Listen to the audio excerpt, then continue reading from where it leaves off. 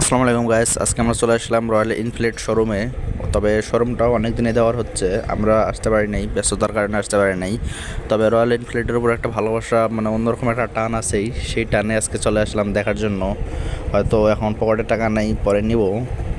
তবে এখানে একটা মানুষের একটা ভুল ধারণা আছে, সেটা হচ্ছে আমি এই রয়্যাল এনফিল্ডের যারা শোরুমের যারা ছেলেগুলো আসলো এদের কাছ থেকে, এই ভাইদের কাছ থেকে শিওর হলাম।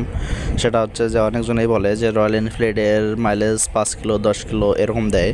তবে তাদের কথা যে তারা মানে গ্যারান্টি সহকারে বললো যে ভাই রয়্যাল এনফিল্ড 5 কিলো 10 কিলো না, রয়্যাল এনফিল্ড 30 কিলো প্লাস দেয় হাইওয়েতে নাকি।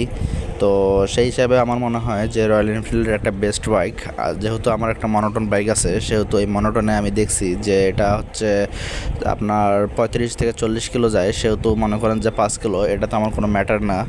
সেহেতু মনে করেন যে আমি বলি যে রয়্যাল এনফিল্ড বাইকটা কিনা যায়, আমার কাছে ভালোই লাগছে। তবে কিছু কিছু অবশ্যই খারাপ সাইডে আছে, এগুলা অবশ্যই আমি শেয়ার করব আপনাদের সাথে। হয়তো এই ভিডিওতে শেয়ার করতে পারলাম না, সামনের ভিডিওতে শেয়ার করব আপনাদের সাথে।